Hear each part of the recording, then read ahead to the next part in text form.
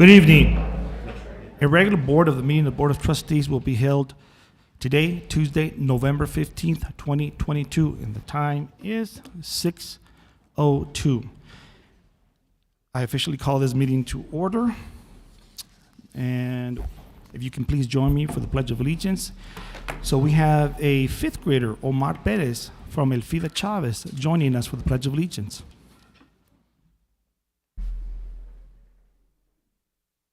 I pledge allegiance to the flag of the United States of America and to the republic for which it stands, one nation under God, one indivisible, for liberty and justice for all. Thank you. You may be seated.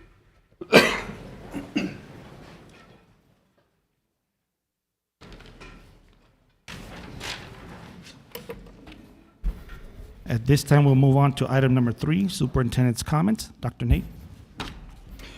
Good evening, President Mena, members of the board, and to our Socorro ISD community. Please join me in wishing Board Secretary David Morales a happy belated birthday. It was on November 10th. Happy birthday. We hope you had a great day, Mr. Morales. Certainly did. Thank you. I'd like to thank once again all those who participated with Socorro ISD in our cancer awareness efforts to benefit the American Cancer Society and the YWCA Walk a Mile event in October. As a team, we raised thousands of dollars for great causes and to help our community. Thank you all for participating and contributing. I'd also like to note that for the 12th year in a row, Socorro ISD earned a superior rating in the Texas First Financial Rating System. This is the highest rating a district can earn. It demonstrates our consistent work in financial responsibility and outstanding practices in financial services. Thank you to our finance team and all who contributed to earn this excellent honor. In addition, special congratulations go to our outstanding counselors who earned the Lone Star State School Counselor Award. Congratulations.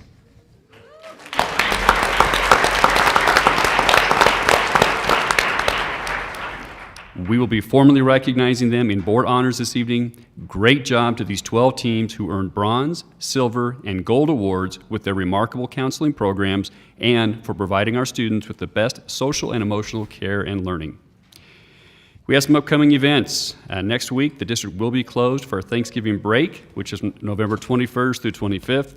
I want to wish everyone a safe and happy Thanksgiving.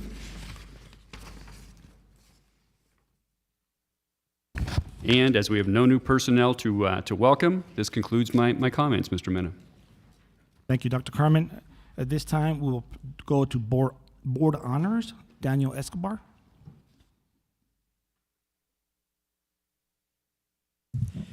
Good evening, President Mena, members of the board, and Superintendent Dr. Carmen. My name is Daniel Escobar, Chief Communications Officer for the district, and it is my pleasure to introduce tonight's recognitions. If you'll all please step down to receive our honorees.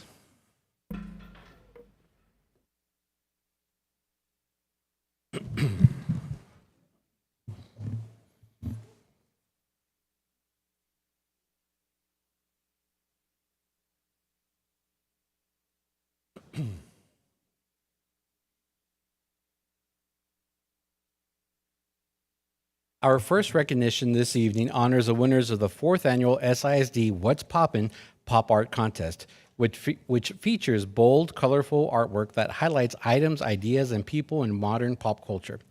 9 students and 3 employees won in 4 divisions: elementary, middle school, high school, and employee. Their artwork was selected among more than 300 entries. The art show is currently displayed in the District Service Center, showcasing the talent and creativity of SISD artists. Congratulations to all of this year's winners. They are from Sergeant Jose F. Carrasco Elementary, Barbara Suarez, or Sousa, excuse me.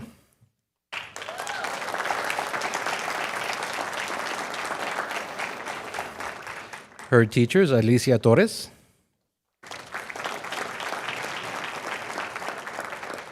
From the Escontria STEAM Academy, Alice Guizar. Her teacher, San Juana Perez. From Sergeant Jose F. Carrasco Elementary, Abriel Navaris. Her teachers, Alicia Torres.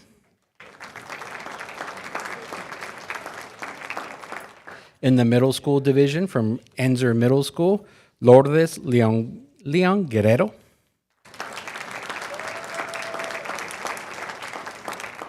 Teachers, Melissa Arellano. From Ernesto Serna School, Savannah Campbell.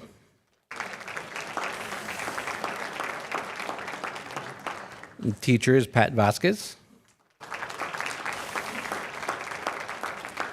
From William D. Slider Middle School, Andres Garcia.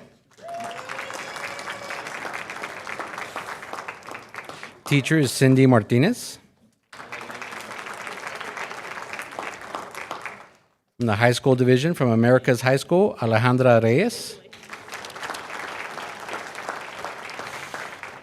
Teachers, Samuel Munoz. From Montwood High School, Ellie Hernandez. Teacher is Joseph Mitchell.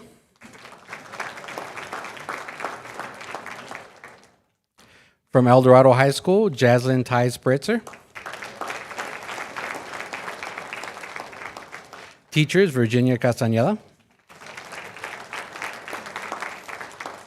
Welcoming back to the front from America's High School, winner in the employee division, Samuel Munoz.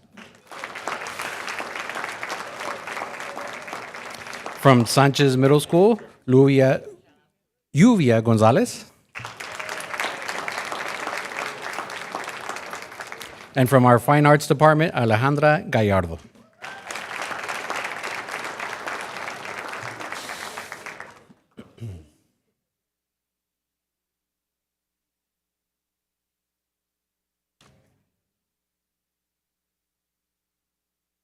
If we can have all you back to the front for a photo with our superintendent and board of trustees. And just a quick note that the photos taken by our district photographer, Mr. Largo, are posted on our district website. On the bottom right-hand corner, there is a camera icon that'll take you to our SmugMug account, and the photos are available for free high-resolution download.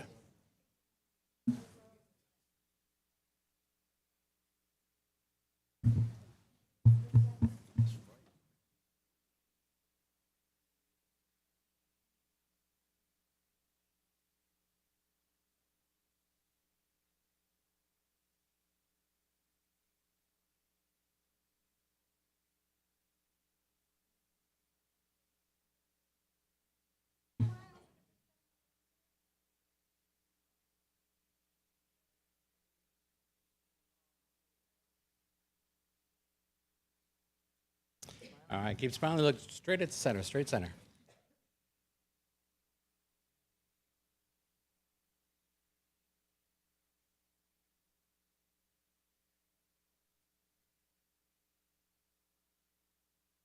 Congratulations once again.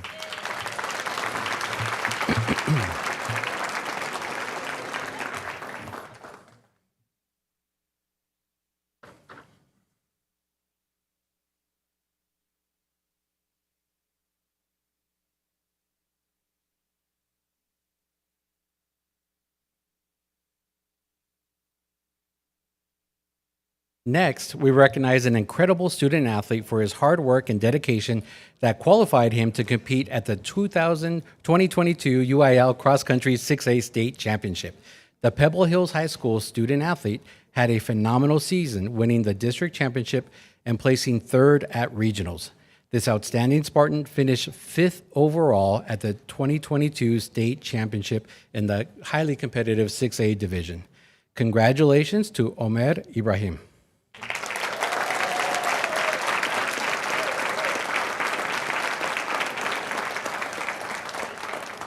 With him is his coach, Bashar Ibrahim.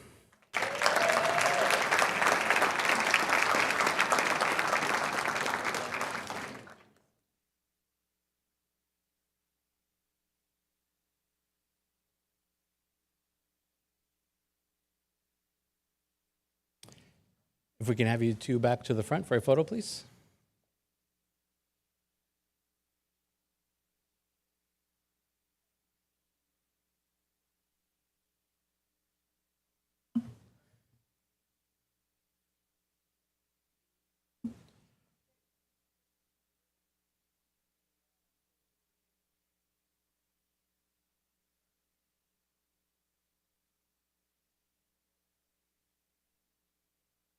Congratulations once again.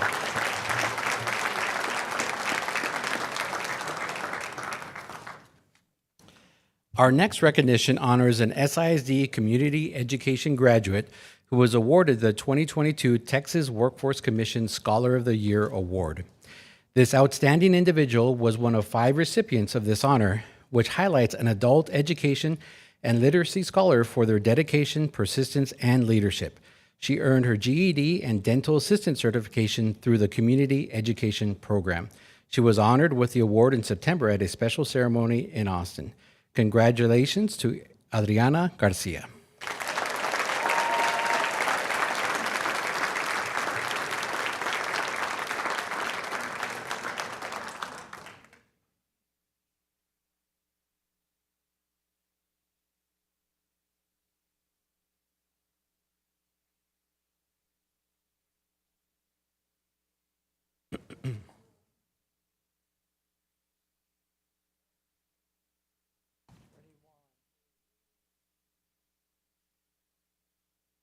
Congratulations once again.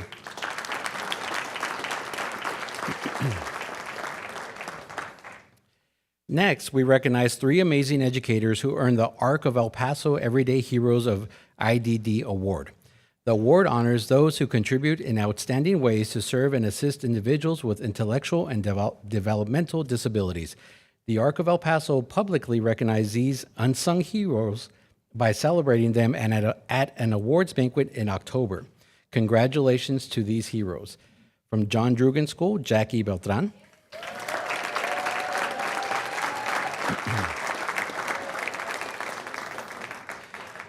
From Ben Narbuth Elementary, Veronica Raso Juarez.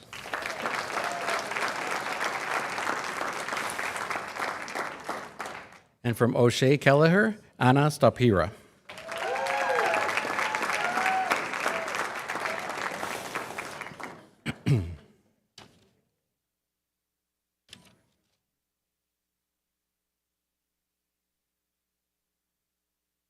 If we can have you back to the front for a photo, please.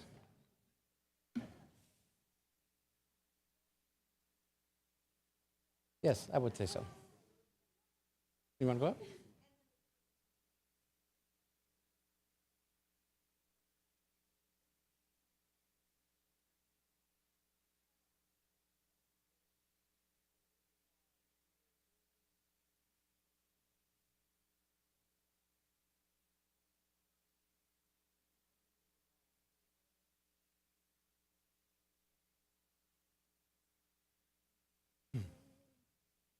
Congratulations once again.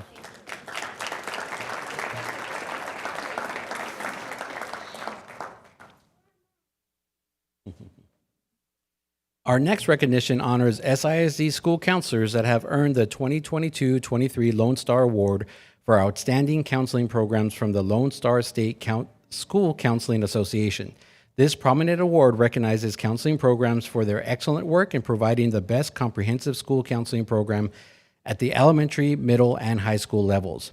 The awards system includes bronze, silver, and gold levels. Each level is met with increased levels of rigor designed to elevate school counselor programs to national recognition. Congratulations to these outstanding school counselors. Earning the bronze recognition from Elfida P. Chavez, Diana Romo.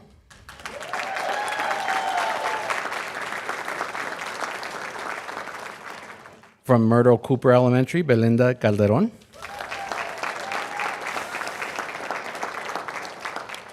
From Salvador H. Sanchez Middle School, Liz Quintana.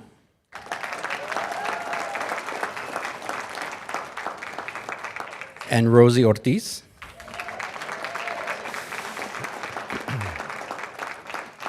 Earning the silver distinction from Cactus Trails Elementary, Bea Isa.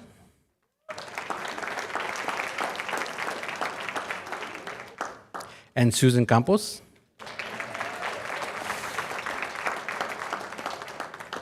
From Puentes Middle School, Angie Aldana.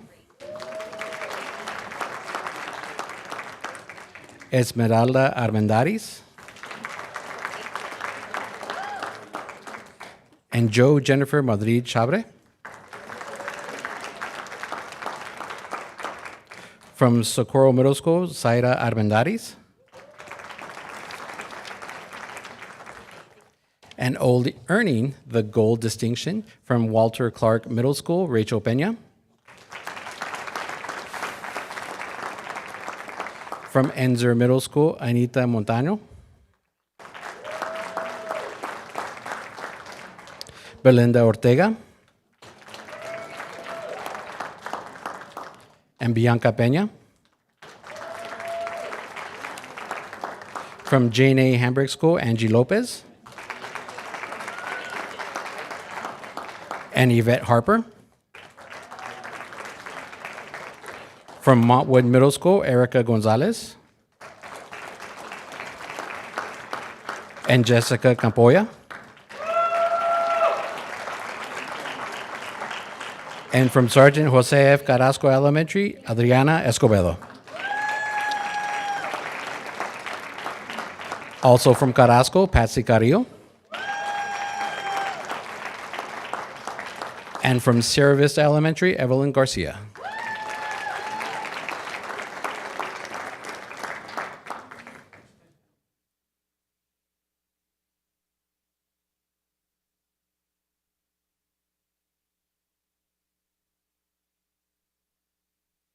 If we can have you all back to the front for a photo, please.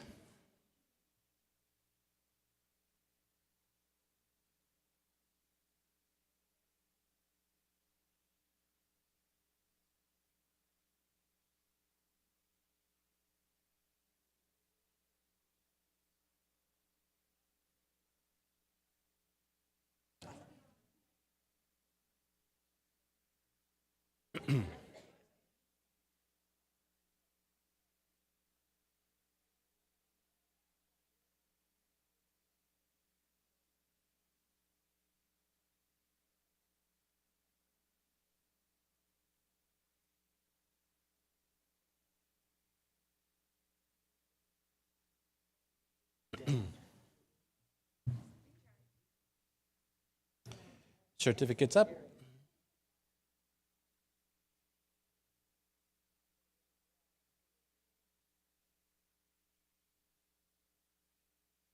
Keep smiling, dead center.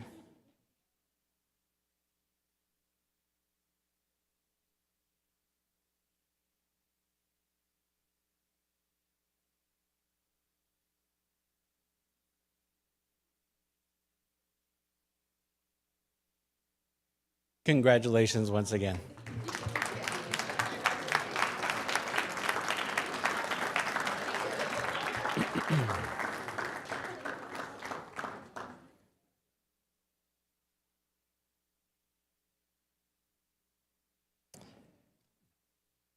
For our next item, I'll turn it over to Edgar Ramirez, who will be presenting on behalf of New York Life.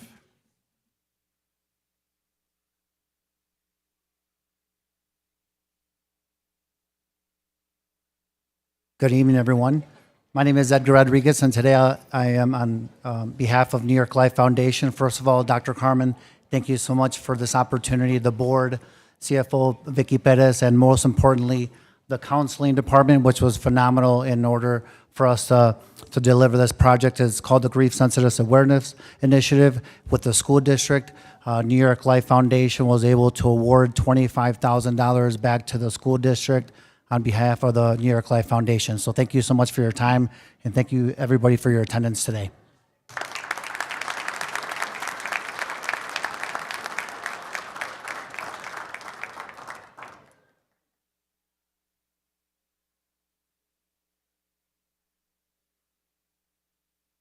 Absolutely.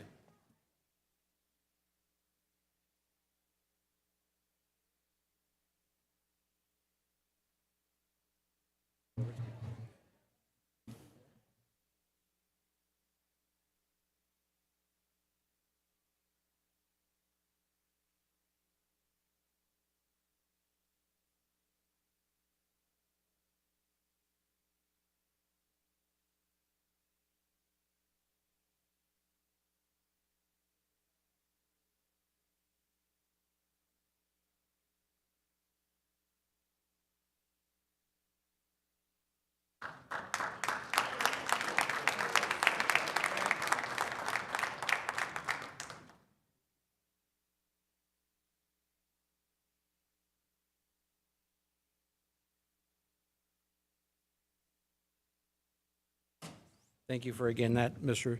Thank you so much for that. Trustees, you may be seated for the next presentation.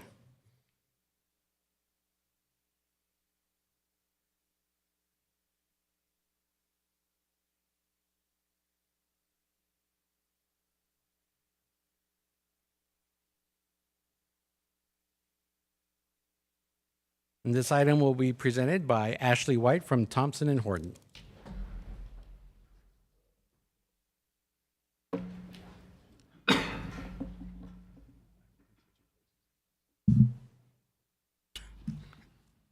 All right. Oh, okay. All right, good evening. So we are here to talk about where we are in the redistricting process. We are very close to the end of this process. Today, we're going to be having a public hearing to allow the public to provide any feedback on the maps that we have created up to this point. And so I will have my colleague, Matthew Cluck, be presenting on those maps, reminding you all of the changes that were made, and then we will open the floor up for a public hearing. I wanted to, before we got started, I wanted to remind kind of the public primarily just of what redistricting is, and just kind of give them a little brief 101, redistricting 101 presentation, just to kind of remind them of what redistricting is. So as a reminder, redistricting is the process in which the boundaries of the elective districts are going to periodically be redrawn due to changes in the population. In Socorro ISD, that means that we are redrawing the single-member districts from which the school board trustees are elected. That would mean that that's just the 5 districts that are single-member districts, not the at-large districts. And so just a reminder about what redistricting is not. Redistricting is not adding new districts. We are not impacting attendance zones. We're not changing feeder patterns. And we're not changing the Socorro ISD boundary line. In other words, that outer boundary that is Socorro ISD. That is not changing. Why is redistricting necessary? Again, this is all about changes in population. A lot of people are moving to Texas. So we've seen this throughout the state, that the majority of school districts are having to go through the redistricting process due to this such large population growth. And our standard for determining whether or not you have to go through the redistricting process is looking at whether or not your most populous district is exceeds the population of your least populous district by more than 10%. And so when our demographers reviewed the census results for Socorro ISD, this just shows you the 2010 numbers. Back in 2010, the differential was at 6%, and that was between District 4 and District 5. As a result of the 2020 census analysis, you can just see how much the district has grown in an entirety, and then in particular, looking at that percent differential, we're now at 103.9%, so well above the 10% standard that says whether or not you have to redistrict. And that's the districts, District 1 and District 2. So District 2 is your largest district right now, and District 1 is your smallest district, or the least populous district. And so again, just another way of looking at these numbers, we're at a 103.9 differential, so we have to go through the redistricting process. And just a reminder that Socorro's ISD added 62,358 people from 2010 to 2020. So the population is now at 242,000. Again, we're at a differential of 103.9%. And the most populous district in 2020 is District 2. The least populous district is District 1. And so also a reminder about when redistricting takes place. So it happens every 10 years. And the elections code says that we have to, the education code says that we have to adopt a final map at least 90 days before your next election. And so if you have elections in May of 2023, we've got to get that map adopted 90 days prior to that election. But there are some other dates that we need to be mindful of. The candidacy filing period opens January 18th, 2023. So that's really the date that we're looking at because we want to make sure that candidates know whether or not they're eligible to run for a position, and they would need to be a resident of that district in order to run. So our goal is January 18th. We need to have a map adopted, and we're well within that timeline at this point. And just a reminder about what has to be done and what we've done up to this point. We've done presentations to you all about the legal requirements for redistricting. We've talked to you about the process. You've adopted a process. You've adopted criteria. And we have gone and drawn maps. I haven't drawn the maps, but our demographers have drawn the maps and redrawn the maps based on feedback received by the district staff and the community. And now we're at the stage of adopting a plan, hopefully in December. Today we'll have a public hearing just to hopefully get some feedback from the community. And so just a reminder about the criteria we utilize for redistricting. So there's a certain level of criteria that we've adopted, the board's adopted, and I'm just gonna give a brief kind of explanation of some of the sometimes more confusing criteria. We already know that there's a statutory criteria. We've got the difference between the largest and the smallest district has to be at or within 10%. So we're always mindful of that 10% threshold. But we also want to balance out the population, so bring the population between all the districts as near equal as possible. We want the districts to be compact and contiguous. And we want to avoid the retrogression of minority voting rights. Those are the statutory requirements, and those are mandatory by law. Then we have other criteria, such as making sure that the boundaries are easily identifiable, preserving incumbent constituency relations, maintaining communities of interest, keeping neighborhoods together, preserving existing boundaries when possible, and avoiding the splitting of election precincts. And so that's the non-statutory criteria. That's going to be your discretionary criteria. And so just a brief explanation about what some of these criteria mean. So when I say compact and contiguous, what we're talking about is, as far as contiguous, we want to make sure that the boundary lines of each district is not broken up, so they have to remain connected to each other. We also want to make sure that it's compact, so we want to make sure that it's got smooth boundaries as best as possible. It's got a geometric shape that makes sense. We don't want to see, a district that looks like a jack-o'-lantern or a bunny rabbit. That would be a problem. Looking at easy identifiable boundaries, this is something that demographers use to make sure that it's easier for the community to understand how the district is mapped out. So they often use roads and highways and rivers as boundaries just to kind of help with that, in that process. Preserving incumbent constituency relations, we want to make sure that we're not mapping out a current sitting trustee. All trustees will be up for election as a result of this new map, but we want to make sure that we're allowing trustees to be able to at least finish out their term. And so that's the whole reason for preserving the incumbent constituency relations. Maintaining neighborhoods and communities of interest. This is really where getting feedback from the community and from the trustees is really important because, the redistricting team, we're not local, so we don't know this city as well as you all do and this district as well as you all do. And so it's important for you all to give us feedback if you feel like we are splitting up communities or splitting up neighborhoods of interest. And then when I say preserving the existing single-member district boundaries, the reason why we recommend doing that is because back in 2010, the plan had to be submitted to the Department of Justice for approval. So we know that plan was, got that check mark by the DOJ, and so we'd like to remain, as close as possible to preserving those boundaries if possible. And then finally, avoiding the retrogression of minority voting rights. We want to make sure that we're not diluting the vote, diluting the minority vote.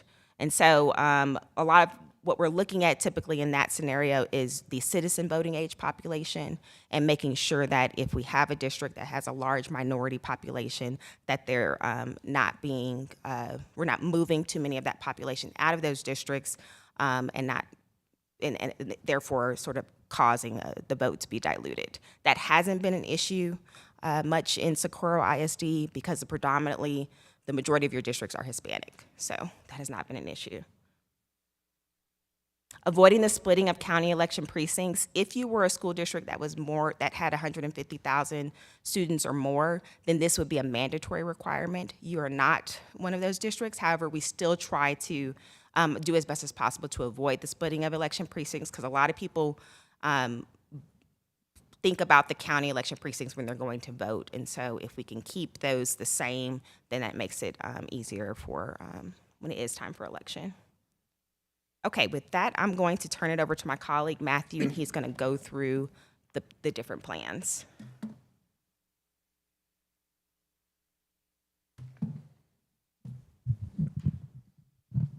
All right, good evening, everyone. Pleasure to be here tonight. My name's Matthew Cluck. I'm with Zonda Education, part of the demographic team working on this redistricting process with y'all.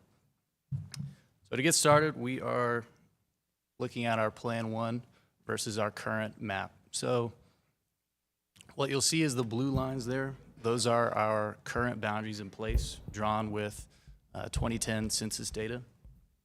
And when you see the colors bleed over, those are our plan changes that we've done in result of trying to get our differential back under that 10% threshold. So you see it's quite a few changes, and that's because the differential is so high, 103%. We've had to touch every district. It's been a balancing act, so we can look at the numbers behind the plan there. So first, right off the bat, you'll see that our 100% differential is now down to 5.9%, and our most and least populous districts are districts 2 and districts 5, and then the differential between those is 5.9%.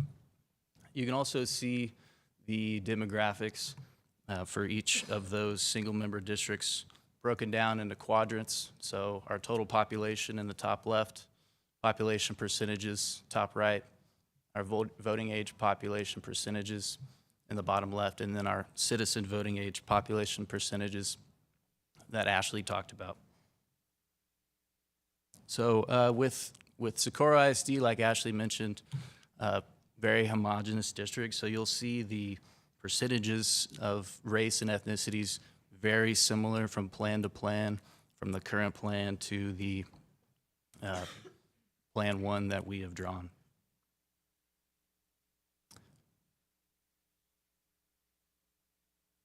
So now we're zoomed in on District 1 here. So the stars represent our schools in Socorro ISD. Our red stars are our elementaries, green stars are our middle schools, and blue stars are our high schools. So at District 1, we did gain a few schools with the changes that we made. Again, the blue line is what was previously in effect, or is what is currently in effect that we're changing. And then when our color bleeds over, that's a change. So we're seeing Benito Martinez Elementary School added into District 1 there. Juan Chavez Elementary, Sunridge Middle School, Roberto Ituarte towards the northeast elementary, and then Hernando Middle School towards the northeast as well, added into District 1. So this next chart, we're looking at all of our data in more of a column format. So our 2010 is that first column. That's broken down from for District 1, our current, so 2020 numbers, and then our Plan 1 numbers. So you'll see in 2010, the population was 35,877 in District 1, and we actually lost population in our current 2020 census numbers.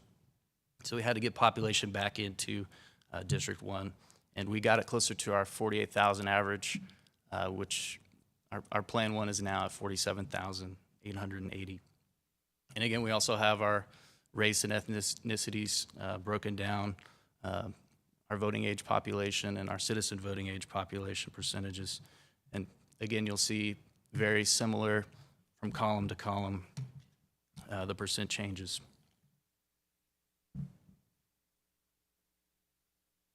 District 2, we're focused on District 2 right here on our map. You can see all the schools that are being added into District 2, and then our blue line is our previous boundary. I'm not gonna read all the schools to you on this one, but again, the red is elementary, green middle school, and then our blue is our high school.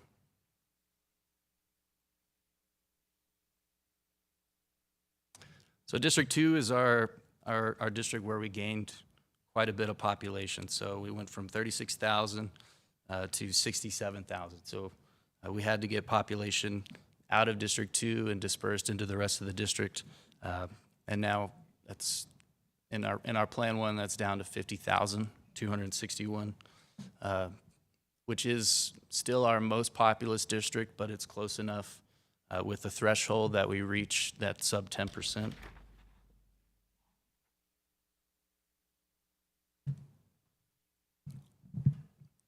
District 3, so on the right side, we have the full district shown. Obviously, we aren't wanted to look at the military base there, so we're zoomed in on the left side, showing our schools that are changing with this plan update.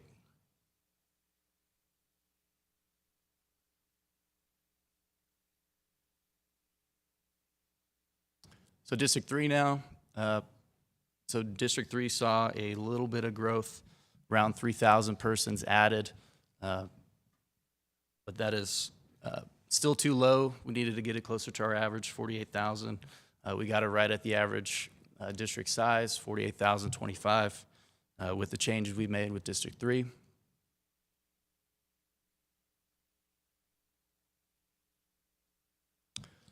District 4, quite a few changes, more towards the north side of District 4. We don't really have any changes on the southern portion of District 5, District 4 boundary in this plan.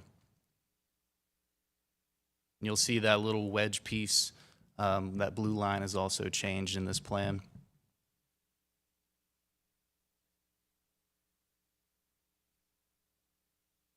Okay, District 4 became our second most populous district with the 2020 census numbers, 62,512 persons in the current boundaries for District 4.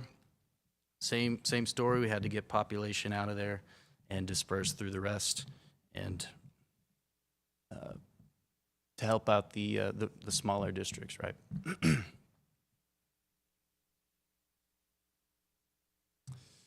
District 5, again, no changes with the boundary with District 4. It's really towards the north where it takes territory from District 1 that we're seeing our population change.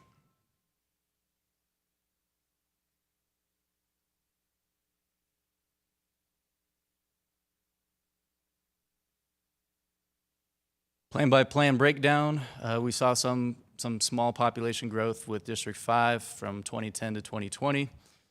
Same idea, getting population into District 5. We did that to the north like we just saw, getting it closer to our 48,000 person average.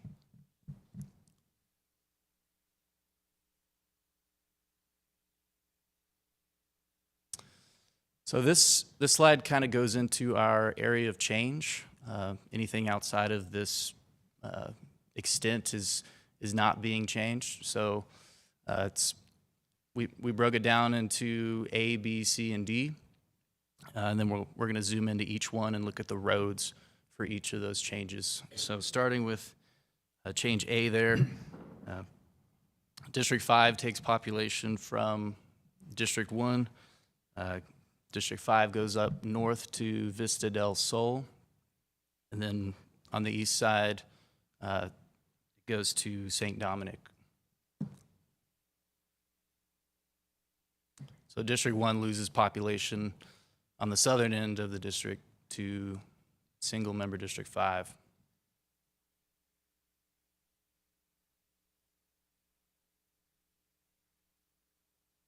Okay, change B. District 1, moving northward, gains population from District 3, that road's Pebble Hills.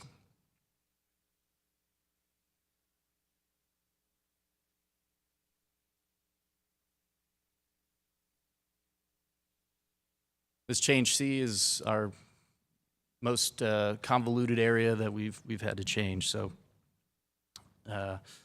District 1 had to get some population, so we went to the north to Edgemere Boulevard and then came down into Rich Boulevard there, and then it ate into some territory of District 2 to the south as well.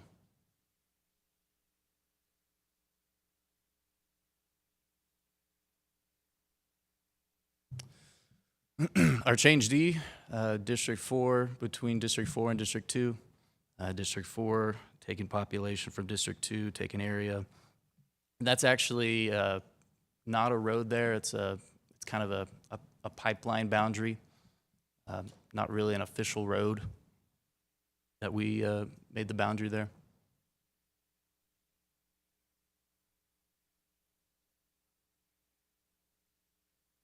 Change E was that little wedge piece that I mentioned earlier. So this was done for cleanup purposes. District 4 lost some population there to the eastern edge of District 2. And that's just to straighten the boundary there. And that's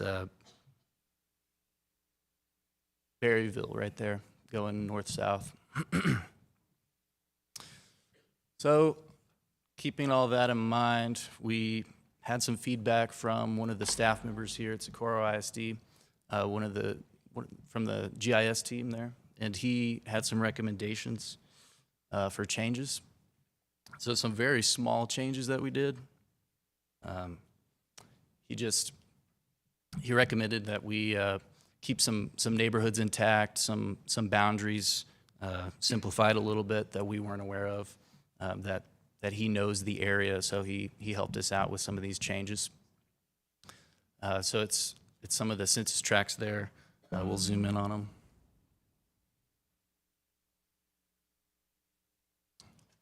So District 4, in the yellow lines there, that's the change that we made in Plan 1A versus Plan 1. Again, just a very small piece. This was done to simplify things and preserve neighborhoods.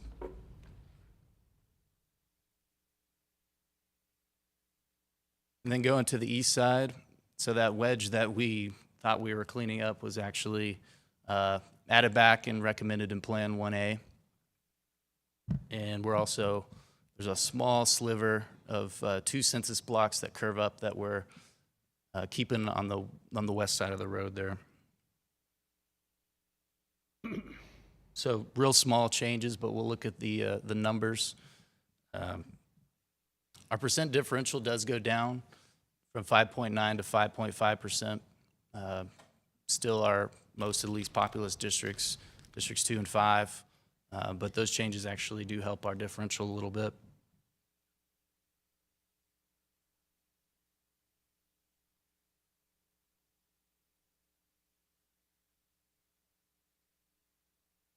We're just looking at District 2 for Plan 1A. You're not going to be able to see too much of those changes because those changes are so small, but we're zoomed out to look at the schools and whatnot.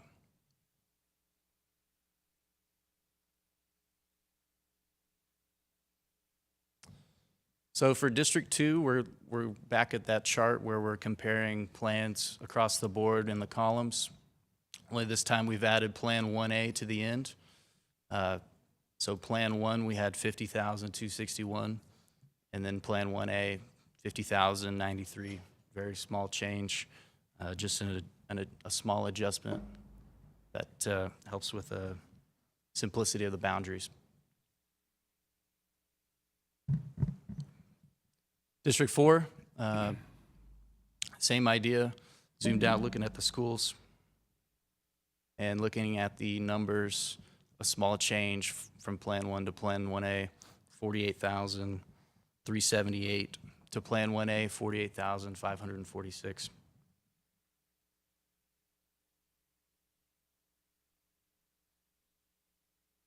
All right, so Plan 2 was done just recently after some trustee feedback that we received. We worked with the trustees, and the changes are down towards the south between Districts 5 and Districts 4.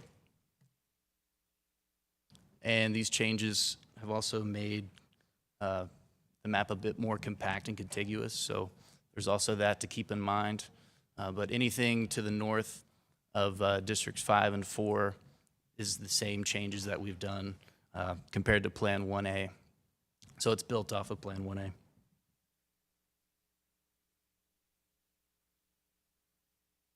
So our percent differential did go up a little bit, 7.4%, but again, it's a little more compact, contiguous, and we'll also look at the roads coming up for Plan 2.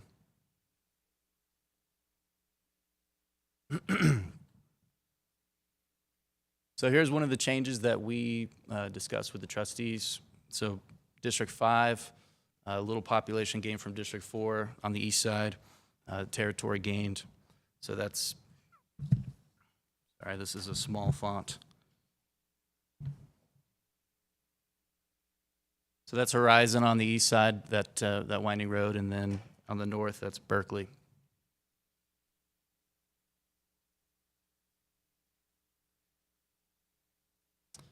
So to the south now, there was a bit of a trade-off between Districts 5 and Districts 4. Kind of cut off in this picture to the west side was, it's just that it's bounded by a canal now, and District 4 now goes up a little bit further to the north. That's Buford Road now, so Buford Road, and then it comes down to the Socorro Lateral Canal.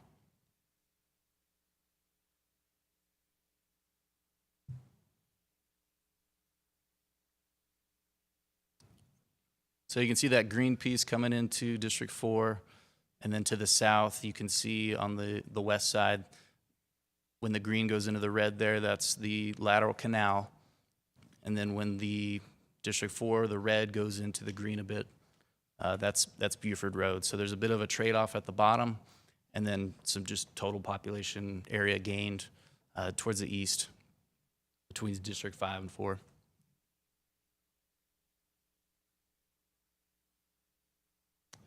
So back to the column chart here. So we're adding Plan 2 now to the end of the columns, and we're only going to look at Districts 4 and 5 because those are our changes that those are the only districts that we've changed in Plan 2. So 48,546 persons in Plan 1A. We gained some population with this plan in Plan 2 to 49,394. Demographically very similar.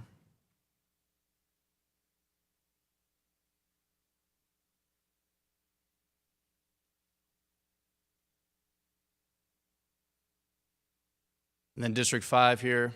So District 4 gained population. District 5 has to lose some, right? Those are the only two that we have changed in our Plan 2. So from 47,473 persons down to 46,625 persons. And with that, Ashley's going to come back up here and talk about the survey responses. Thank y'all. All right, thank you, Matthew. So much taller than me. Okay. Okay, so I'm going to talk about the survey responses. Trustees, you all have already heard the feedback we received from those surveys, but since we're at the general board meeting and there's more people in attendance, I wanted to make sure that we ran through that again. So very briefly, we got a really great amount of participation in the surveys. So we're really happy about that. And so what we did, Rocky and I, we pulled out the most common survey comments that we saw. The first one that we saw was concern about the impact on current attendance zones or student populations. And this is a big reason why I did that redistricting 101 at the beginning of the presentation today, because I wanted to make sure that I'm reminding everyone that we are not changing attendance zones during this redistricting. This is all about the election and the electoral lines. So boundaries need to better accommodate future growth. That was a really popular comment. And one of the things that we need to consider is that all the work that the demographers do has to be based on the 2020 census data. And they cannot consider future growth when they're making these types of changes. Making all the districts closer in size, geography are equal. And so that's something that we're trying to do. We try to keep the districts as compact and contiguous as possible. But we also are trying our best to preserve existing single-member districts when possible, again, keeping in mind that criteria that I talked about. Again, retaining the original boundaries, we had some comments that people just wanted to keep things as they are and not make any changes. We are required by law to change because of the huge population growth in Socorro. And then the final comment we saw was that District 3 is too large. A lot of that has to do with Fort Bliss. So it's not necessarily population density. As we can see, District 2 is actually the most populous district. But because District 3 has a lot of land, that's really what that is. And so, there were some comments that we saw that we actually tried to see if we could make some changes as a result of that commentary. One of them was that many people asked that we use I-10 as a boundary line. And so Rocky played around with that to see what that would look like. What would happen is that, one, it would change the total population from 35,000 to 35,186, which is well below the current average that we have with our plans, which is 48,400. So it really wasn't optimal. Additionally, the trustees, there are two trustees who reside in 4 and 5 that reside on the south of I-10, so they would actually end up being drawn out of their districts if we made those types of changes. But we did try to. Moving on, we also had a recommendation related to single-member District 1. This was something that Rocky as well tried to make changes to, and it has to do with the northern boundary to Pebble Hills and south of I-10. And making that change actually ended up exceeding the population over 51,000, so that wasn't going to work. We had another recommendation. This one was a really specific recommendation, but we did try our best to give it a try, especially given all the detail that was given. And this was related to election precincts. This person recommended moving various precincts through in District 2, District 5, and District 4, which they felt that these moves better represented the communities. And so we tried to make that work. As a result of making those changes, however, we ended up changing the differential from under 10% to 57.3%. So now we're not in compliance. As well, we had some issues with it combining trustee residents and putting them all in one district. So then we're dealing again with trustees being mapped out of their districts. And then we just had some precincts that were not included to create non-contiguous boundaries. So there were some issues with contiguity as well. So we just were not able to make that work, but we did consider it. And so with that, before we wrap up the presentation, I just wanted to remind everyone again of where we are on the timeline. We are well within our plan, which is that we adopt the final plan in December. This has always been the plan that we have a public hearing today on the draft plans, and then the trustees can take time to consider that feedback before we actually adopt any plans in December. Additionally, given that we have some trustees that have asked for some additional changes and now we have Plan 2, That only happened last week. And so, one, we do need to give time to meet with the other trustee who's affected by that change to make sure that they've been able to provide any feedback. Additionally, if there's anything else that the board wants to consider prior to that adoption, we do have time. So we are well within the time frame. The plan is to adopt a final map in December, which gives us plenty of time before that first data file a place on the ballot, which is January 18th. And with that, I'll wrap it up. Thank you.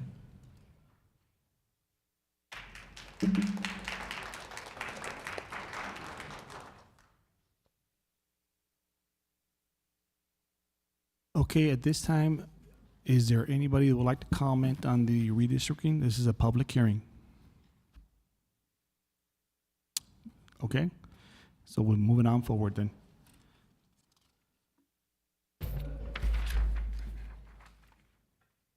Item B, Financial Integrity Rating System of Texas, Vicky Perez.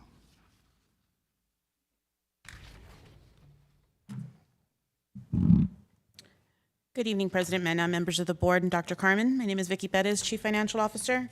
Tonight, I am privileged to be able to present to you the first report, which, as Dr. Carmen said, was the 12th in a row with a superior rating. That is very exciting, and I commend the staff for all the work that they have done to make that happen. All right, let's see.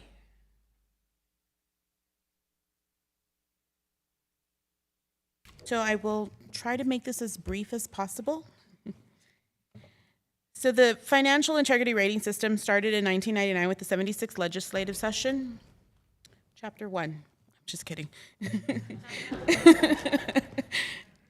So in 1999, they have since then evolved into different kind of ratings, what the scale looks like, what the rankings look like, and the different indicators. That has changed depending on the economic factors.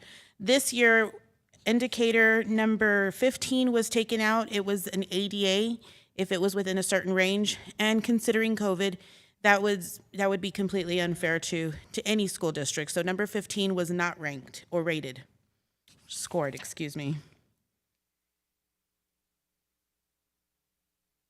So the different rating scales that we have for the 21 data first report is superior between 90 and 100. Above standard, 80 to 89, meet standards, 70 to 79, and substandard achievement, which is a failing.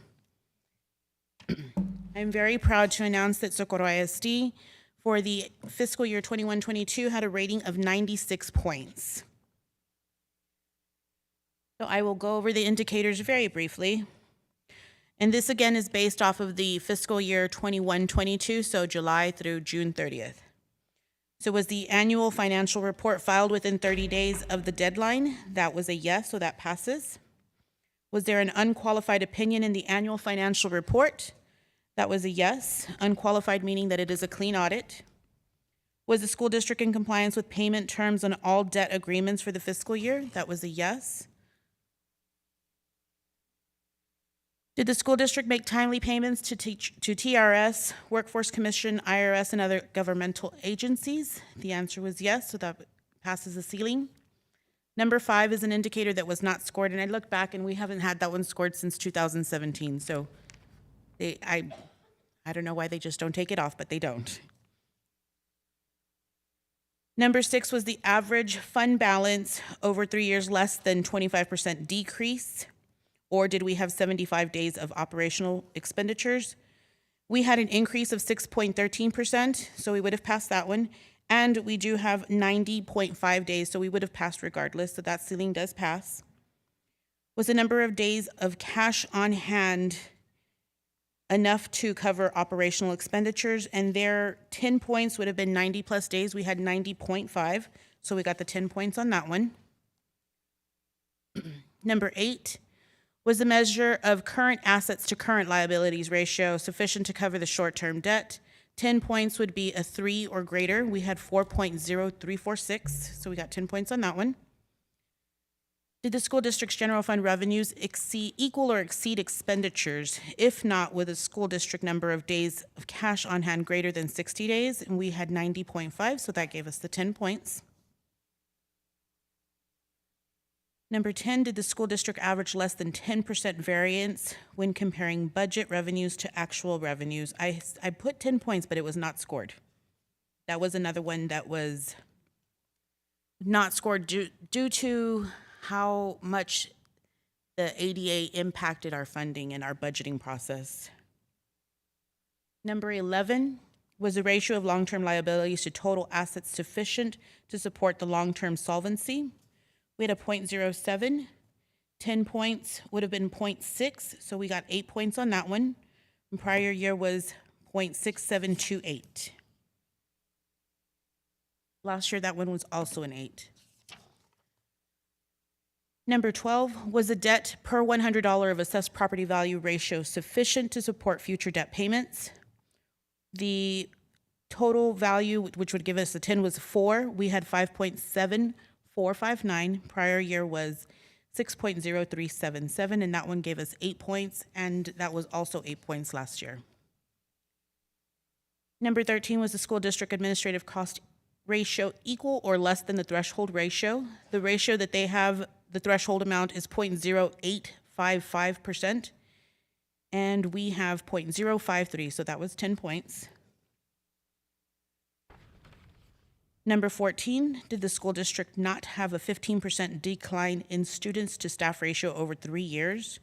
We had a decline of 0.15, so we did meet the 15% threshold, so that is 10 points. Number 15 was not scored. That was the one with the ADA. If we were within the range of our projected ADA, there was no way anybody was going to be within that range. Number 16, did the comparison of PEMS data have a variance of less than 3%? Our variance was 0.03%, so that ceiling passed. Number 17, was the external audit report free of any instances of material weaknesses in internal controls over financial reporting and compliance for local, state, and federal funds? We were free of any material weaknesses, so that ceiling passed.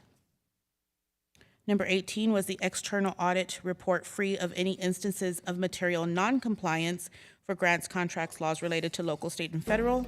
That was a yes, so then we got 10 points on that one. Number 19, did the school district post the required financial information on its website according to the government code, TEC code, Texas Administrative Code, and other statutes? That was a yes. We got 5 points on that one. And lastly, did the school board members discuss the district's property values at a board meeting within 120 days before the district adopted its budget? And that was also a yes. So that was a total of 96 points.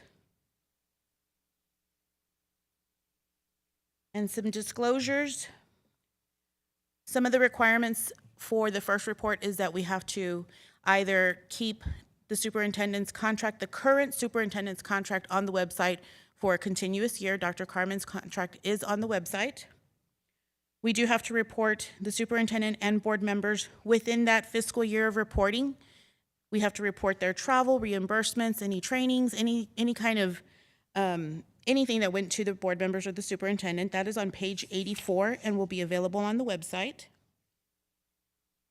Also reportable is compensations, fees, professional consulting for the superintendent, any gifts received by the superintendent, board members, and any business transactions with the school district and any board members.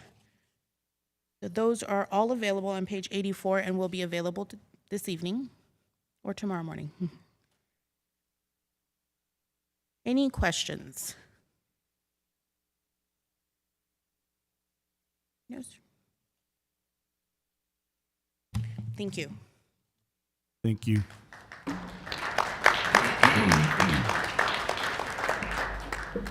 Okay, at this time, we will move on to open forum. The district is a local government body charged with serving. Yes. I'm sorry, Ricky. Go ahead. No, I'm sorry, sir. We do have to allow for public comment, sir. Oh, I'm sorry. At this okay. time, is there any public comment? Go ahead, Mr. Sammy.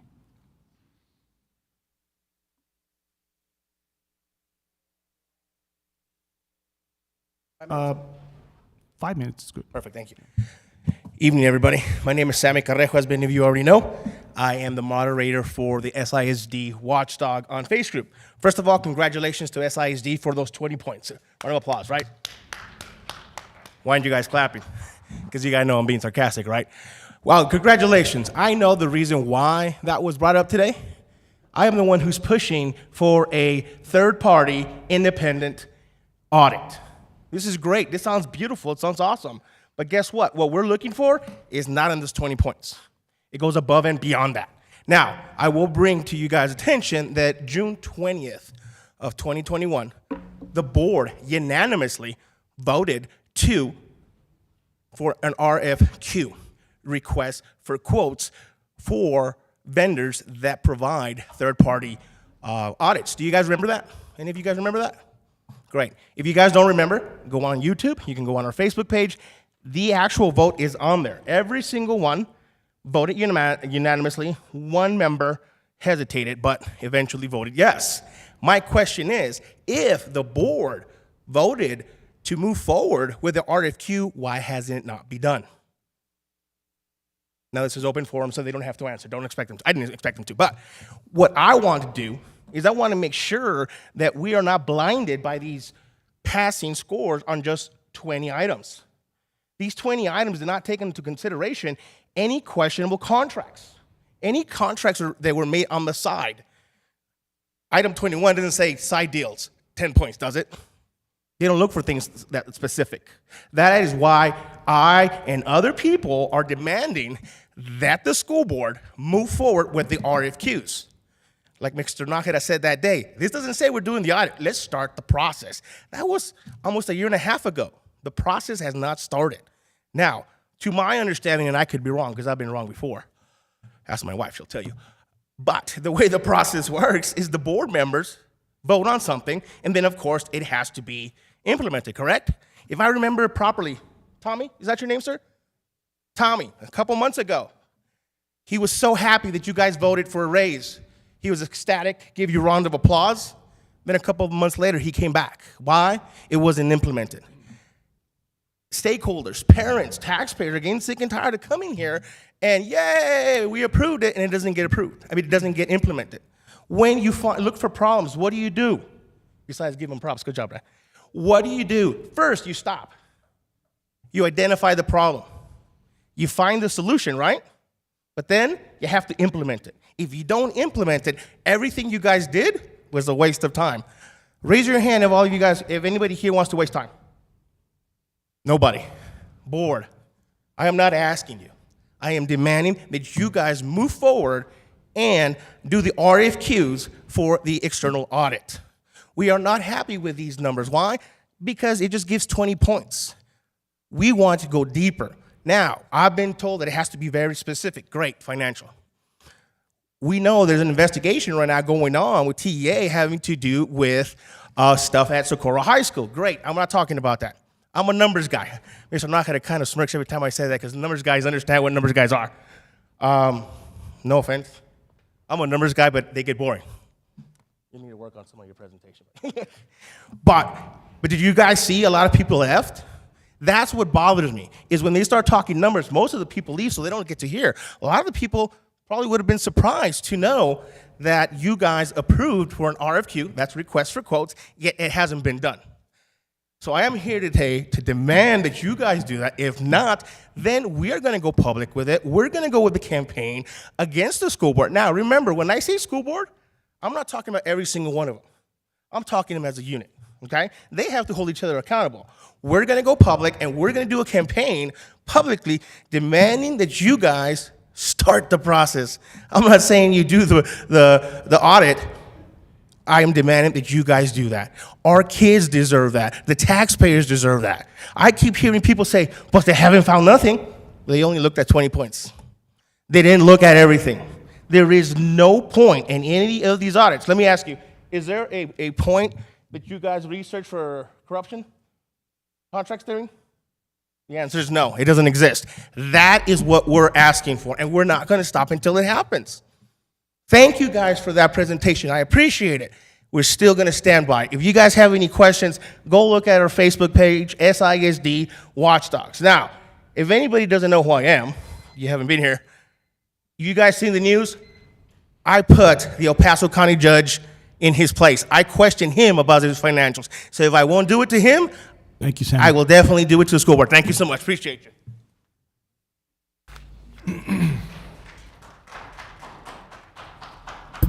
Okay, now we'll move into open forum. The district is the local government body charged with serving the educational needs of all school children in our district. And the board must be focused on meeting this charge. The district meetings are public meetings under the Texas Open Meetings Act to conduct the business of the district. They are not, however, meetings of the public. Therefore, all persons in attendance are expected to display civility and decorum. Individuals shall refrain from using this harmful and offensive content, i.e. libel, slander, defamation, obscenities, fighting words, for the respects and the rights and reputations of others. We greatly appreciate those individuals who have requested to speak to the board during open forum or in regards to a specific agenda item.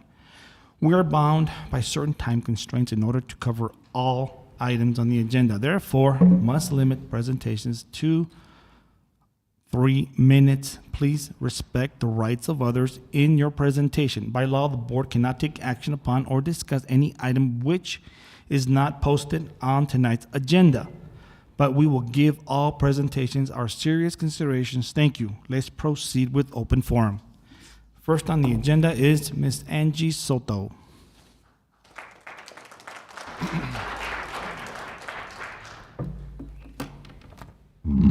Good evening, President Mena, Board Trustees, and Dr. Carmen. As I have mentioned before, we are very grateful and appreciative of every decision you have taken and continue to take to benefit all the employees. Today, I am addressing you to encourage you to approve the budget amendment in the compression study/reclassification updates to the compensation plan as part of the consent agenda. Employees have been anxiously awaiting your approval to be able to receive their just compensation based on their years of experience. We especially want to thank and congratulate Mrs. Selena Stiles and her team for the monumental task they undertook to rectify the situation created by the well-regarded minimum wage increase. As I am sure you have heard, that decision made the difference in more new hires for the district. Once more, we thank you for always looking out for the welfare of all employees. Thank you.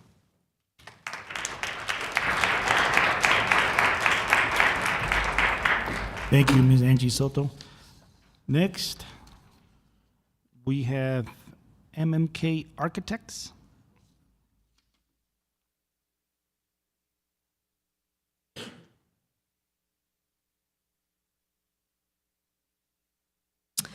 Good evening, members of the board and Superintendent Dr. Carmen. My name is Renee Jimenez. I am a principal architect with M&K Architects, and with me today I have my business partner, Eddie Castle, principal engineer in the firm, and then 2 of our associates within the firm, Miguel Hernandez and Juan Gallegos.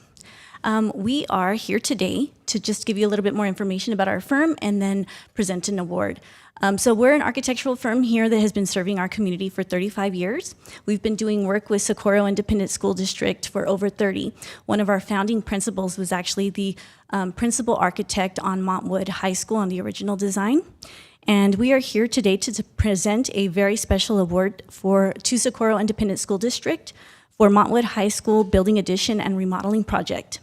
The Learning by Design is a national magazine that recognizes the top schools around the country that showcase education design, innovation excellence, and we are proud to announce that Montwood High School has earned an Outstanding Project Award for the fall 2022 across the entire country.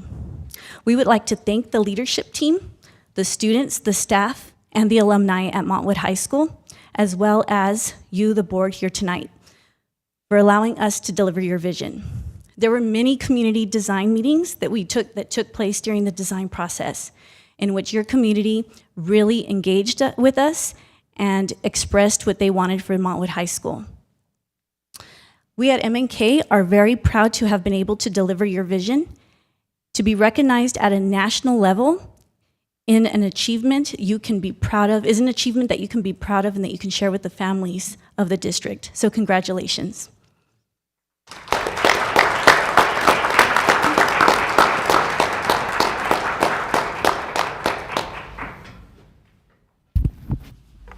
Thank you so much.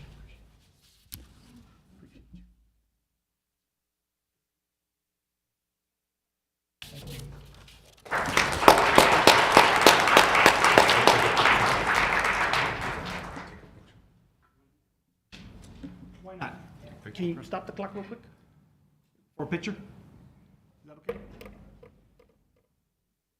Let's go, guys.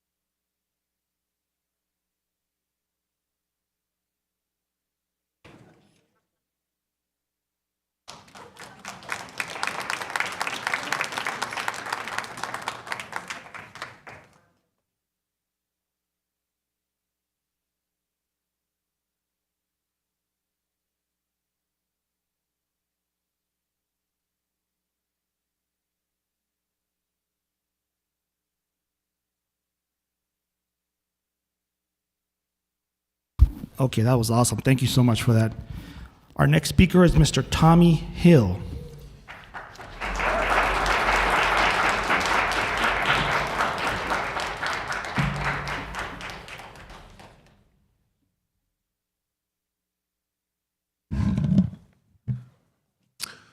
Okay, since the compensation, since day one, we've been talking about this compression. And HR did the right thing. I've looked at every one of these numbers 10 times over, looked them up.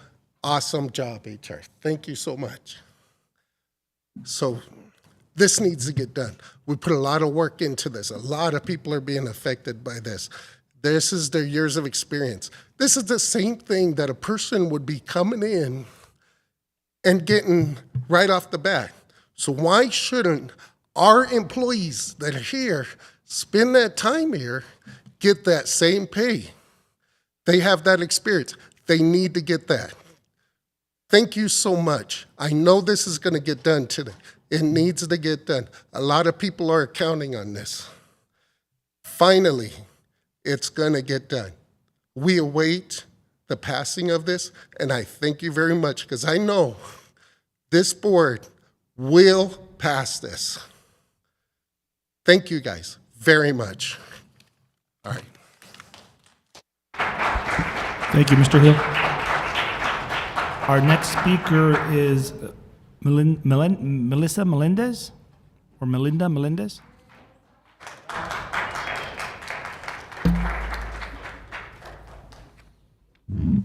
Good afternoon, board members and Superintendent Dr. Carmen. My name is Melissa Melendez. I work in the Transportation Department, and I have 14 years of experience as a bus driver. I am also a member of the Socorro Education Association. The reason I am standing here before you is that I would like to thank the board members for passing the salary increase and bonus for this school year. I also would like to thank Selena Stiles and her team for taking this huge task and updating the salary pay scale that you are about to present tonight. We hope that the updated salary is a more equitable for all employees and take into consideration the number of years of experience that each employee has and pays them accordingly. It would help out a lot of employees as well as rewarding employees for years of dedication to the district and during this difficult economic time. Thank you. Thank you, ma'am. Okay, our final speaker is Mr. Sammy Carrejo.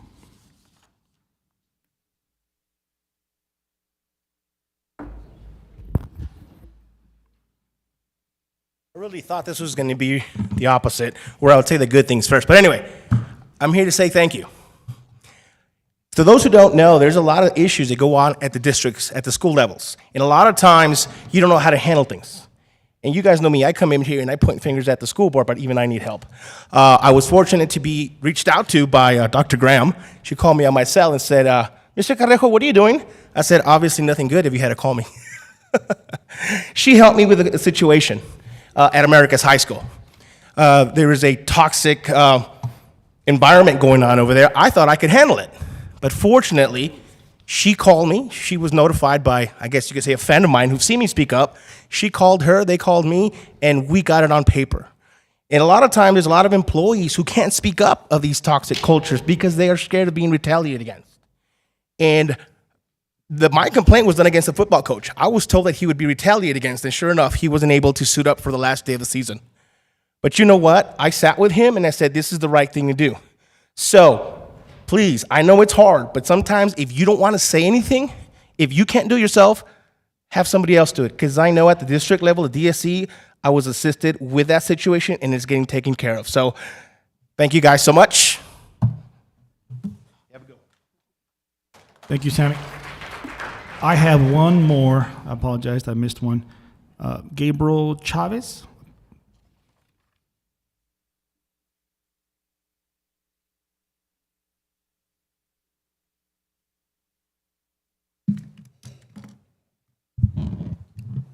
Good evening, everyone. My name is Gabriel Chavez. I'm a parent of two Socorro District students. I understand you all overlook and keep the accountability of Socorro District. As a parent, I am seeking support and guidance with issues that I've been having since 2019 and present with employees and procedures that are not safe for our students or has been corrected. I reached out to multiple departments since 2019 and have not received a correct resolution.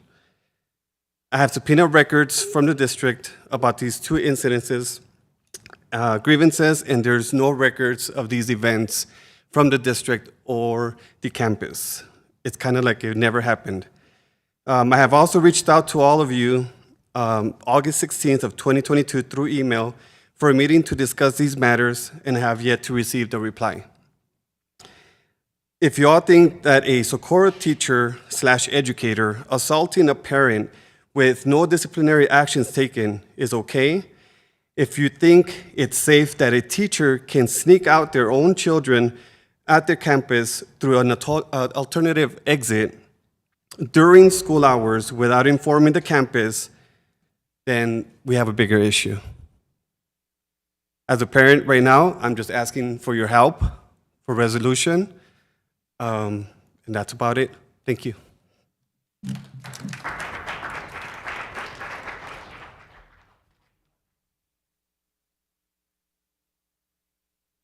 Okay. Moving on to item number 8, district reports. A, district-wide intruder detection audit report finding. Presenter James Nunn.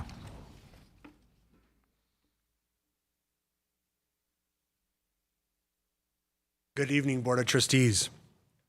The top priority of the Socorro Independent School District and the state of Texas is keeping students safe and students and staff safe every day. The Texas School Safety Center recently conducted an intruder detection audit at one or more of our campuses. The audits test whether a campus is accessible to an unauthorized individual.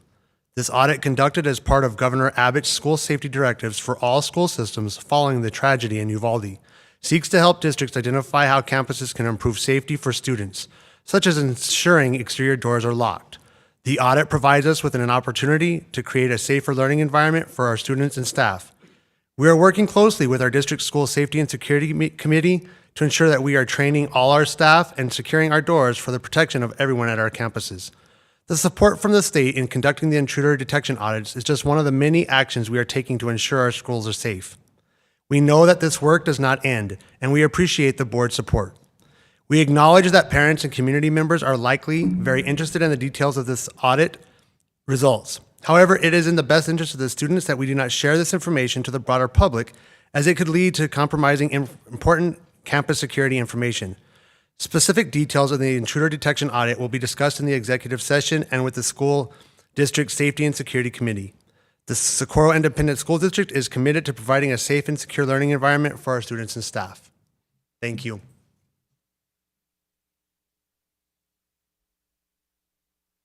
Thank you, Mr. Nan. Okay. Moving on. Item 9, consent agenda.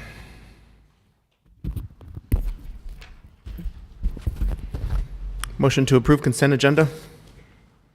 Second. Okay, so I have a motion by Mr. Nájera, a second by Mr. Morales. All those in favor? Aye. All those opposed? Motion carries. Beautiful.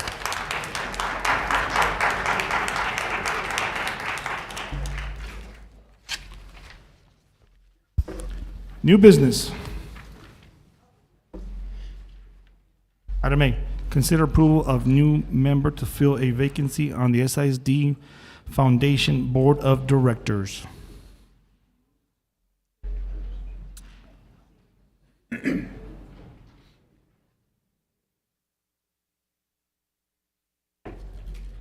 Good evening, Board President Mena, members of the school board, Dr. Carmen. I have Steve Hambrick, Vice President of SISD Foundation, here to say a few words. Well, Here you go, sir. I wanted to come in tonight and just say how grateful we are for a fantastic golf tournament that raised probably 3 times as much money as we've ever raised and kind of cements our foundation probably for the rest of my life. So I'm very, very happy, and I thank Dr. Carmen, the staff, the board, and everyone that was involved. It was a great day for golf, a great day for the district, and we look forward to being able to honor our seniors with more scholarships at greater amounts in the future. Thank you. Thank you, Mr. Well, we Hambrick. thank you for all that you do as a foundation. The SISD Foundation met on September 13th and unanimously selected the following individual to fill a current vacancy on the Foundation Board of Directors. Ms. Jody Codis will replace Mr. Nájera on the board.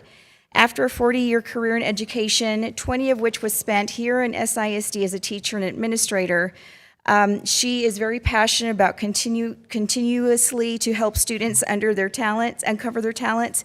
The core principle in her educational philosophy has always been to provide as many ways as possible to discover the world, different cultures, and different ways of thinking that connect us all in ways we hadn't realized. We would like for the board to consider approving her as a member of the SISD Foundation Board. Motion to approve? Second. A motion by Mr. Nájera, a second by Mr. Barrera. All those in favor? Aye. All those opposed? Motion carries. Thank you.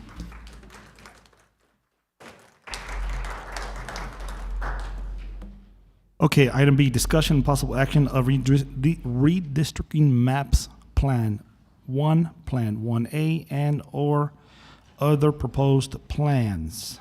Dr. Cruz? Yes, sir. This is a discussion by the board just on the plans that were presented by Ashley White and Mr. Cluck, Matthew Cluck. As mentioned earlier by Ms. White, this will be brought back to the board in December for approval. Motion to approve. Well, there is no motion It's necessary. for discussion. Anybody have any questions about this?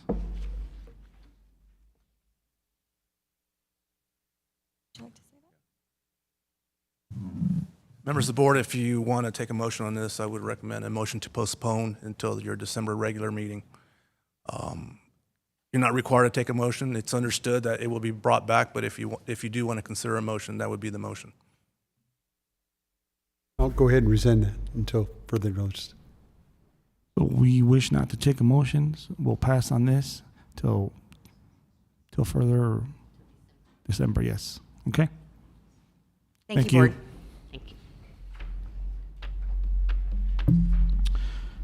Item C, consider approval of audit report for fiscal year 2021-2022. Ms. Perez?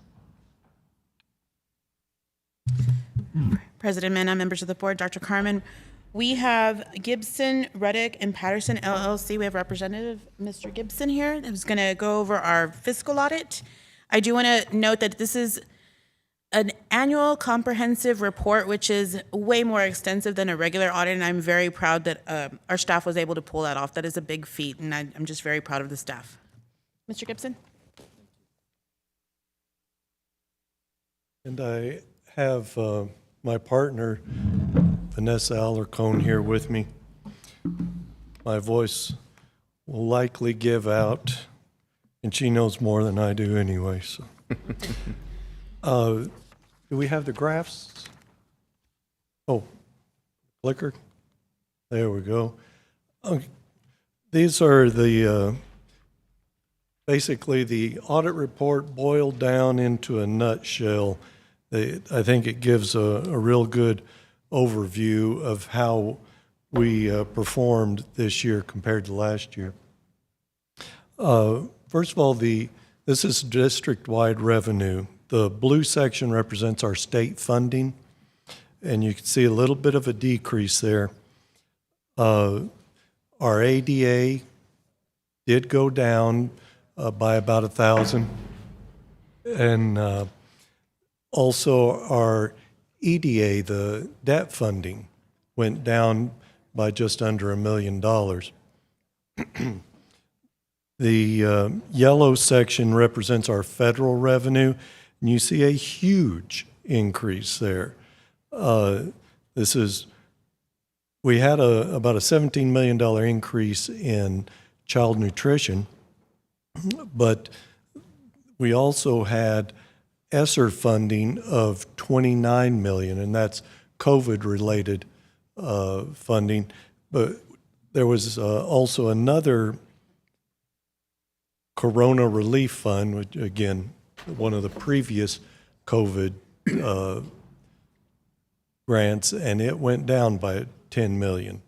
Okay, that was a prior one, and the ESSER kind of took over for it.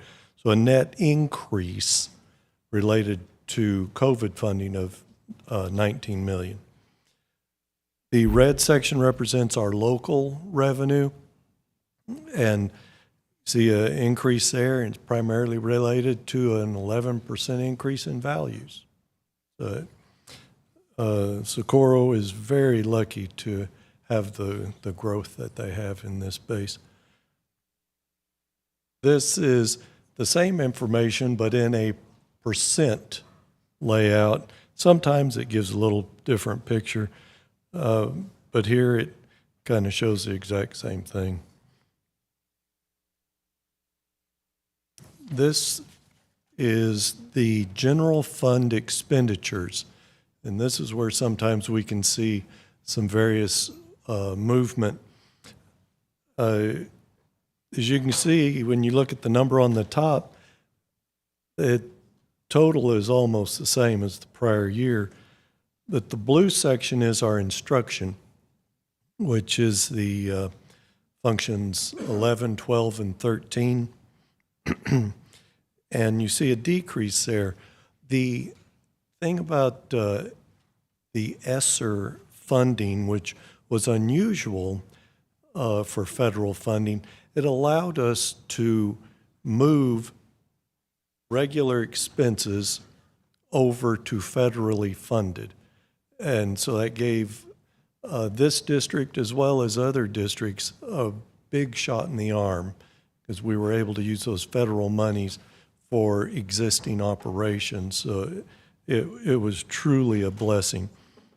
The yellow section is instructional and school leadership, which is functions 21 and 23.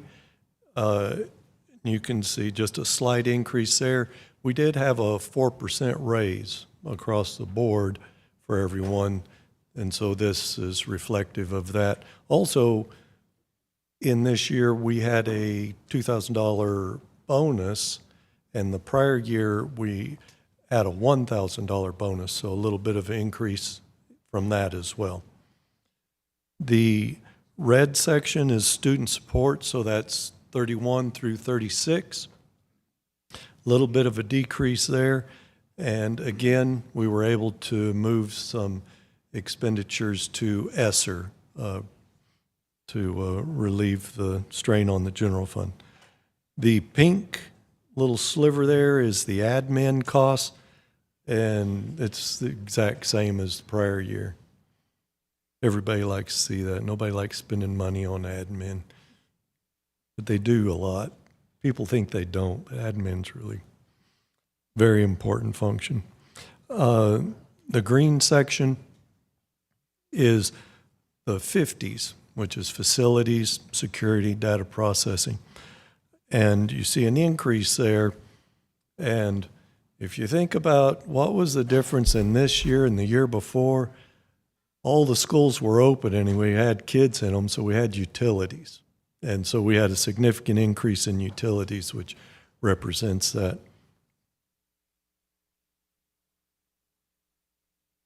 And this is our little dollar bill that shows how many pennies out of every dollar spent in these various categories. The only change from the prior year was the instruction went down a penny and the green section went up a penny. And the admin stayed at 3 cents, 3 pennies out of every dollar. This next graph, Vanessa, would you? Hello. This next graph here is taking the general fund expenditures and the state revenue in the general fund and dividing them by the per pupil, the ADA. And so you get an amount of $7,357 for state revenue, that red line, which is pretty similar to the prior year. And then you have expenditures of $10,098, which is just a bit, about $43 more than the prior year per pupil. And below the red line, what that's showing us is that the state is funding that portion of a student's education. And above that is what's being funded locally.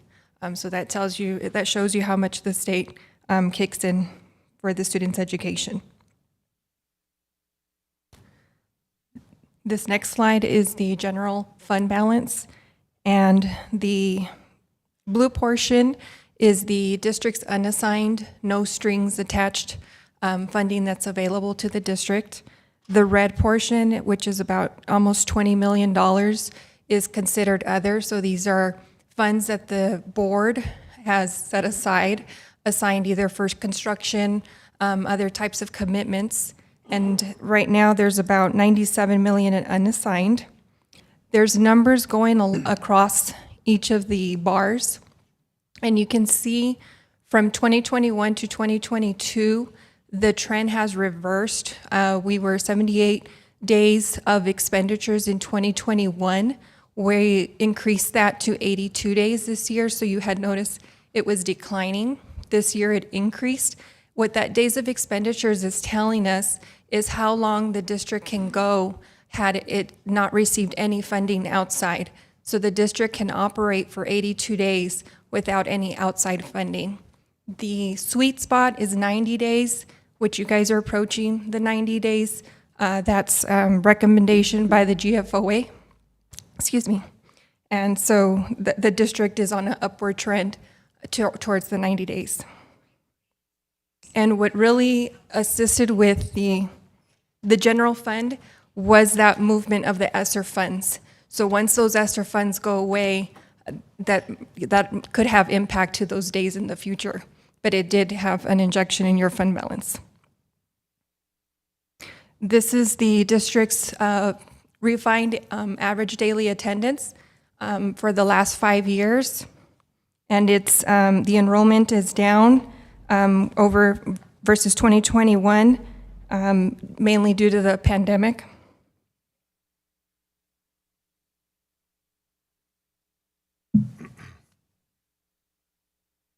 I got to jump back in here. We got some good things going here. The workers' comp fund. The red line across the top represents the equity in the fund, and we had talked about previously that we really had too much equity in this fund, and we ought to take some action to reverse this. And so what y'all did was you cut the rate being charged to the other funds in half. And that's what that blue bar is the revenue. And the expenses is the gold bar there. And so we've reversed this trend. Now, we don't want to go too far down, obviously, but we were able to bring this down to where closer to where it ought to be. And then this last one is something that we've been talking about for a couple of years, is the health fund, or health insurance fund. The blue represents the revenue, and the gold is the expense. And that light blue section at the top of those 3 years is the capital infusion that we had to do from the general fund to keep this fund healthy, okay? And so what we've talked about is modifying the rate we're charging to the different funds for the personnel that work in those funds. And I know that there's been a good bit of discussion. Now, we do see a good trend moving here. You can see 2 years ago we had 9,000, then 4,500, and or this is million actually. But I understand you're expecting this year to be closer to 2 million. Is that correct, Vicki? Yeah. So we're going in the right direction, so we're pleased to see that. We still have a positive net position, so the fund is healthy. It's just we had recommended that we monitor that situation. So the audit itself, it resulted in what we refer to as an unmodified opinion or clean opinion. There are no findings, which I know your finance staff are very happy with that. We did issue a management letter where we make recommendations for some improvements and tightening controls and so forth, which actually I think they've already addressed most of them, if not all. And I would like to comment, you guys have an excellent finance staff. You really do. I was a little concerned when Tony told me he was retiring. I said, oh my gosh, what's going to happen here?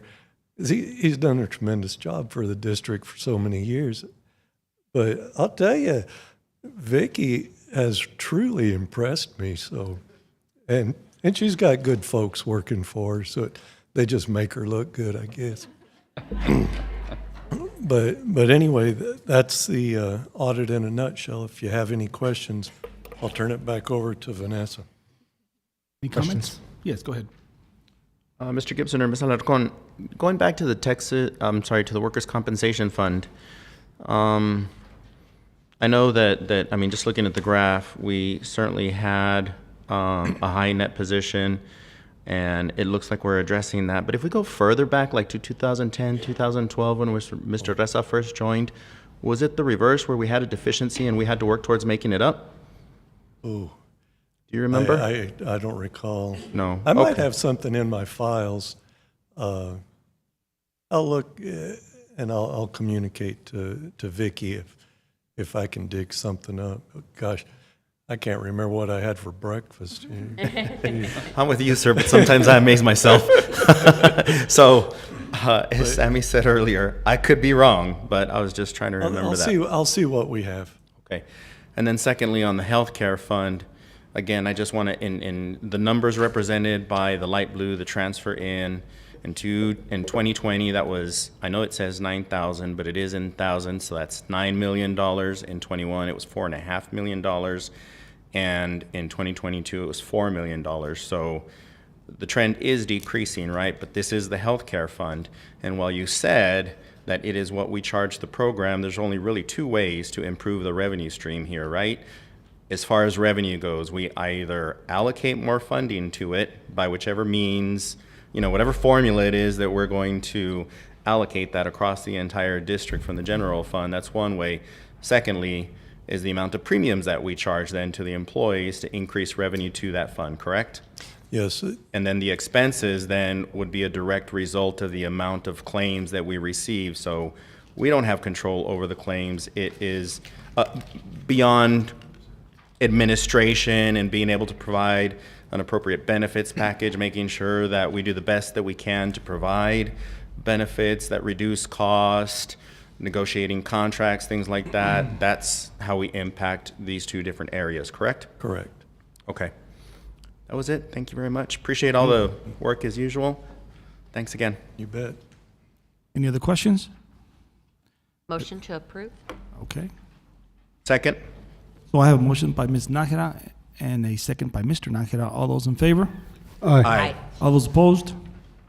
Motion carries. Thank you so much. All right, thank you. Y'all have good holidays. Likewise. You too. Thank you, Yes. Mr. Gibson. Okay, at this time, we will move on to executive session. The meeting is to be closed for consultations with legal counsel to receive letters regarding intruder detection audit report findings for Colonel Enzer Middle School, Ernesto Serna, Desert Wind, El Dorado High School, Paso del Norte School.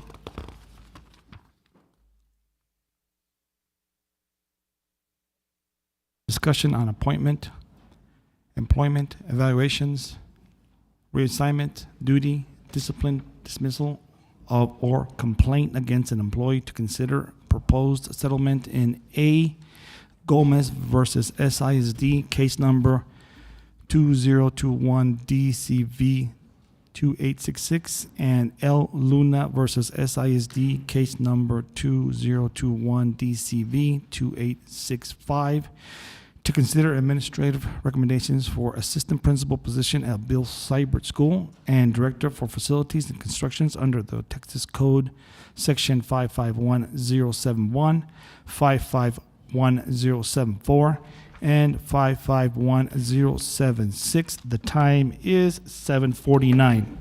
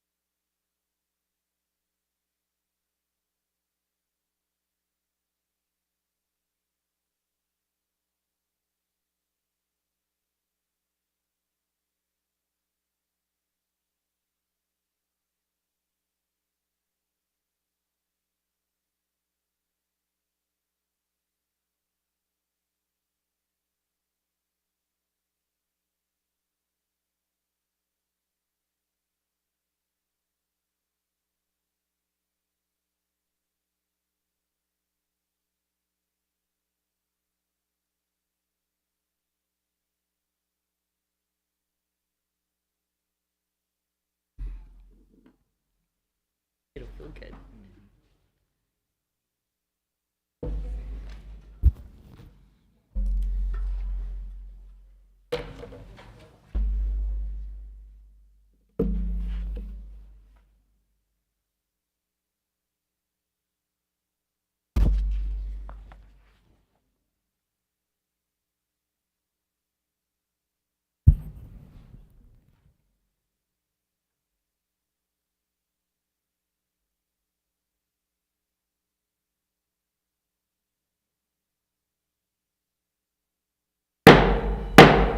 And we're back from executive session. Item 12, new business continued. A, discussion and possible action regarding the proposed settlement in A. Gomez versus SISD case number 2021 DCV 2866. And the time is 8:41. Legal counsel?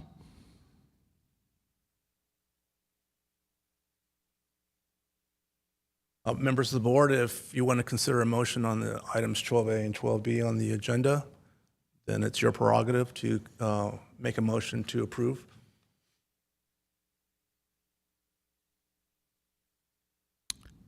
Moving on to item B, discussion and possible action regarding proposed settlement in L. Luna versus SISD case number 2022 DCV 2865. Members of the board, on this item as well, it's your prerogative whether you want to consider a motion to approve the mediated settlement. Okay, moving on to the next item. C, consider approval of administrative recommendations. Presenter, Dr. Nate Common. Yes, sir. President Mena, members of the board, administration recommends Rosa Jimenez to assume the role and responsibilities as the new assistant principal of Bill Seibert School, a pre-K through 8 school. Motion to approve. Second. So I have a motion by Mr. Morales, a second by Ms. Nájera. All those in favor? Aye. Aye. All those opposed? Motion carries. On item 2, President Mena, members of the board, administration recommends pulling the agenda item for the role of Director of Facilities and Construction for District Operations at this time. Thank you so much. That concludes our meeting. Meeting adjourned. The time is 8:42.